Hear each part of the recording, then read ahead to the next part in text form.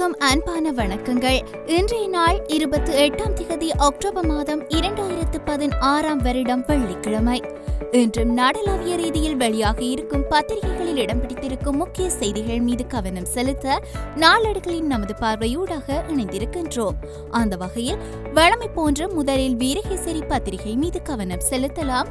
வீரகேசரியின் இன்றைய பிரதான தலைப்புச் செய்தி, நம்பிக்கையை சிதைத்துள்ள வடக்கு அசம்பாவிதங்கள், மாற்றமின்றில் அரசாங்கத்தை கொண்டு செல்ல முடியாது என்கிறது சூக என்ற தலைப்பில் பிரசுரிக்கப்பட்டுள்ளது. நாட்டின் பொருளாதாரத்தை வளப்படுத்த வேண்டுமாயின் நாட்டில் அமைதியையும் சமாதானத்தையும் பலப்படுத்துவதுடன் அரசு நிறுவனங்களை சரியாக வழிநடத்த வேண்டும்.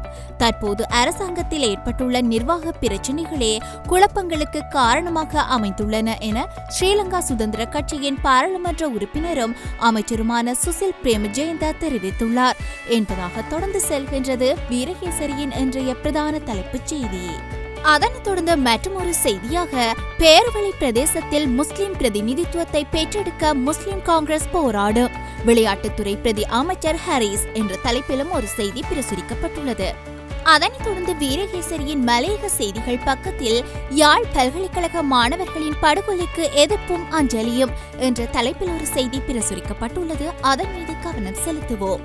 யாழ் பல்கலைக்கழக மாணவர்களின் படுகொலை சம்பவத்திற்கு அஞ்சலி செலுத்தும் வகையிலும் சம்பவத்தை கண்டித்தும் மலையகத்தில் லிந்துலை ஹேண்ட்பால் தோட்டத்தில் பொதுமக்களும் சிவில் அமைப்பினரும் கவனஈர்ப்பு போராட்டத்தில் நேற்று குறித்த தோட்டத்தின் ஆலயத்திற்கு அண்மித்த பகுதியில் ஈடுபட்டனர் என்பதாக தொடர்ந்து செல்கின்றது அந்த மலையக செய்தி. அதனைத் தொடர்ந்து வீரகேசரியின் இன்றைய ஆசிரியர் தலையங்கம் மீது தொடர்ச்சியாக கவனம் செலுத்தலாம். யாழ்ப்பாணத்தில் தொடரும் அச்சமூட்டும் சம்பவங்கள் என்ற தலைப்பில் இன்றைய ஆசிரியர் தலையங்கம் பிரசுரிக்கப்பட்டுள்ளது. வடமாகாணத்தில் போலீசாரின் துப்பாக்கிச் சூட்டில் 2 பல்கலைக்கழக மாணவர்கள் பலியான சம்பவம் குறித்து விசாரணை நடத்தப்பட்டு வரும் வேளையில் அங்கு மக்கள் மத்தியில் அச்சத்தை ஊட்டும் சம்பவங்கள் இடம்பெற்று வருகின்றன. கடந்த 20 வியாழக்கிழமை நள்ளிரவு மோட்டார் சைக்கிளில் பயணித்த பல்கலைக்கழக மாணவர்கள் மீது துப்பாக்கி பிரயோகம் மேற்கொள்ளப்பட்டிருந்தது. இந்த சம்பவத்தில் 2 பல்கலைக்கழக மாணவர்கள் பலியானதை அடுத்து யாழ் குடா நாட்டில் பெரும் பதட்ட நிலை ஏற்பட்டிருந்தது என்பதாக தொடர்ந்து செல்கின்ற வீரகேசரியின் இன்றைய ஆசிரியர் தலையங்கம்.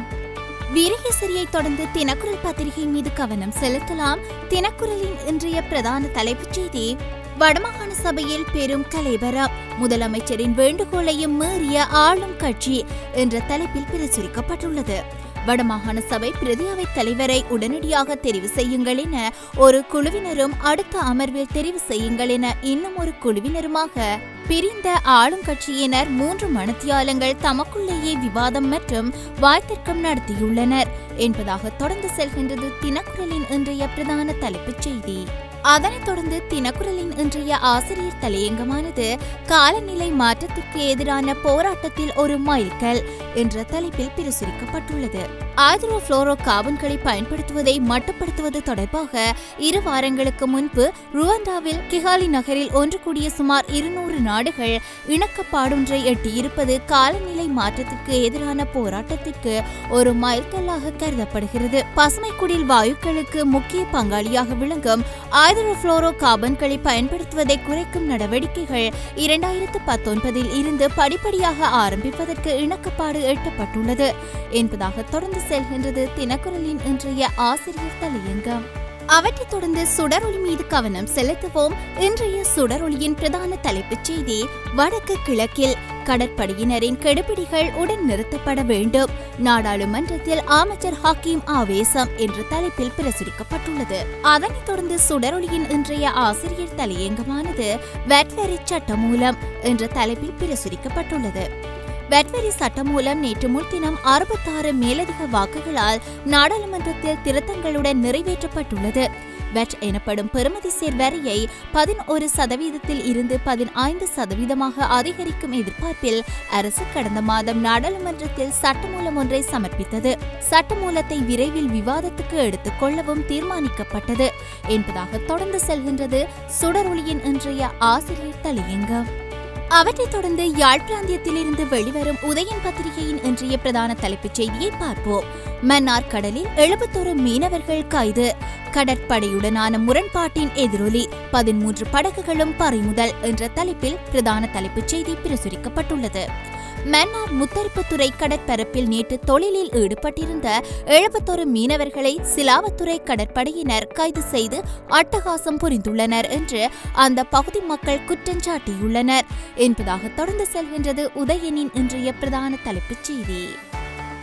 அதனைத் தொடர்ந்து வலம்புரி பத்திரிகை மீது கவனம் செலுத்துவோம்.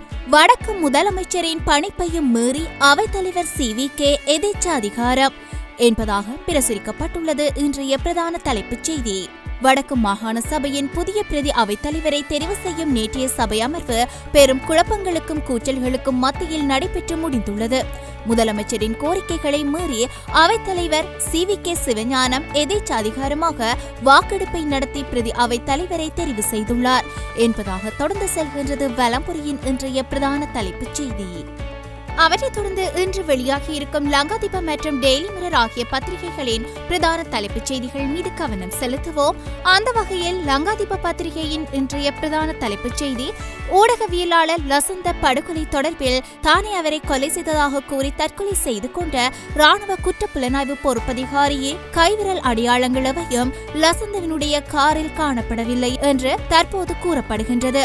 அத்துடன் சிறையில் அடைக்கப்பட்டிருந்த மற்றொரு குற்றப்புலனாய்வு பொறுப்பதிகாரி நேற்றைய தினம் பிணையில் விடுவிக்கப்பட்டுள்ளார் என்கின்ற விடயங்களை தன்னுடைய பிரதான தலைப்புச் செய்தியில் உள்ளடக்கியுள்ளது லங்காதீப பத்திரிகை. அதனைத் தொடர்ந்து டெய்லி மிரர் பத்திரிகையின் இன்றைய பிரதான தலைப்புச் செய்தியானது, அரசு சார்பற்ற தொண்டு நிறுவனங்கள், ஊடகங்கள், ஊடகவியலாளர்களின் போர் தேசிய பாதுகாப்பு தொடர்பிலான முக்கியத்துவத்தை உணராமல் செயற்படுவதாக ஜனாதிபதி மைத்ரிபால சிறிசேன குற்றம் சாட்டியுள்ளார். குறித்த விடயத்தை தன்னுடைய பிரதான தலைப்புச் செய்தியாக உள்வாங்கியுள்ளது டெய்லி மிரர் பத்திரிகை. உள்நாட்டுச் செய்திகளை தொடர்ந்து சர்வதேச மற்றும் இந்திய செய்திகள் மீது கவனம் செலுத்தலாம். அந்த வகையில் சர்வதேச செய்திகளில் ஒன்றாக லிபியாவில் இருந்து ஐரோப்பாவுக்கு மிதவை படகில் பயணித்த 21 குடியேற்றவாசிகள் சடலமாக மீட்பு என்பதாக ஒரு செய்தி பிரசுரிக்கப்பட்டுள்ளது. லிபியாவில் இருந்து ஐரோப்பாவுக்கு அளவுக்கு அதிகமான குடியேற்றவாசிகளுடன் பயணித்த மிதவை படகொன்றிலிருந்து 21 பேர் சடலமாக மீட்கப்பட்டுள்ளனர். அதே சமயம் அந்த படகில் இருந்த 107 பேர் பிரான்ஸ் தொண்டு ஸ்தாபனமான எல்லைகளற்ற மருத்துவர்கள் அமைப்பின் கப்பலால் உயிருடன் மீட்கப்பட்டுள்ளனர் என்பதாக தொடர்ந்து செல்கின்றது அந்த சர்வதேச செய்தி. அதனைத் தொடர்ந்து இந்திய செய்திகள் மீது கவனம் செலுத்தலாம். அந்த வகையில் இந்திய செய்திகளில் ஒன்றாக காவிரி நடுவர் மன்ற தீர்ப்பே இறுதியானது, உச்ச நீதிமன்றத்தில் மத்திய அரசு மனு தாக்கல் என்பதாக பிரசுரிக்கப்பட்டுள்ளது. காவிரி விவகாரத்தில் நடுவர் மன்றம் அளித்த தீர்ப்பே இறுதியானது, அதை எதிர்த்து மாநிலங்களால் மேன்முறையீடு செய்ய முடியாது என்று உச்ச நீதிமன்றத்தில் மத்திய அரசு எழுத்துப்பூர்வ வாதங்கள் அடங்கிய மனுவை தாக்கல் செய்துள்ளது என்பதாக தொடர்ந்து செல்கின்றது அந்த இந்திய செய்தி. செய்திகளைத் தொடர்ந்து இன்று பத்திரிகைகளில் இடம் பிடித்திருக்கும் கேலி சித்திரங்கள் மீது கவனம் செலுத்துவோம். அந்த வகையில் தினக்குரலின் இன்றைய கேலி சித்திரமானது தலைமை மாறியது, தலைவிதி மாறவில்லை என்கின்ற தலைப்பில் பிரசுரிக்கப்பட்டுள்ளது.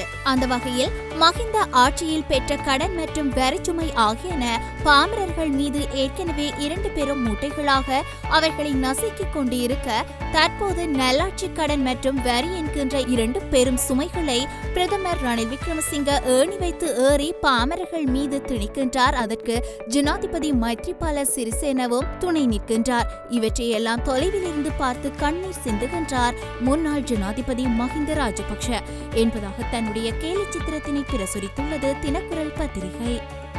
அதனைத் தொடர்ந்து சுடரொளியின் இன்றைய கேலி சித்திரமானது அண்மையில் சட்டம் ஒழுங்கு தொடர்பான அமைச்சர் சாகல ரத்நாயக்க வெளியிட்டிருந்த கருத்தினை கேலிக்கும் கேள்விக்கும் உட்படுத்துவது போன்று அமைய பெற்றுள்ளது. அதாவது, யாழ்ப்பாணத்தில் பல்கலைக்கழக மாணவர்கள் 2 சுட்டு படுகொலை செய்யப்பட்ட சம்பவம் தொடர்பில் அவர் வானத்தை நோக்கிய போலீசார் சுட்டதாகவும் அது மாணவர்கள் மீது பட்டிருக்கலாம் என்றும் அவர் தெரிவித்திருந்த கருத்தினை மையப்படுத்தி, வானத்தை நோக்கி சுட்டால் தரையில் உள்ள மனிதர்களை சுடும் துப்பாக்கி என்கின்ற ஒரு துப்பாக்கியை அவர் தன்னுடைய கைகளில் ஏந்திய வண்ணம் நிற்கின்றார். அவருக்கு புதிய கண்டுபிடிப்புகளுக்கான விருது தற்போது வழங்கப்படுவதாக அறிவிக்கப்பட்டுள்ளது என்பதாக சித்தரித்து தன்னுடைய கேலி சித்திரத்தினை பிரசுரித்துள்ளது சுடரொளி பத்திரிகை. ஆம் நேயர்களே, இதுபோல் மற்றுமொரு நாளேடுகளில் நமது பார்வையூடாக இணைத்துக் கொண்டு பத்திரிகை செய்திகள் மீது கவனம் செலுத்தும் வரை நன்றி, வணக்கம்.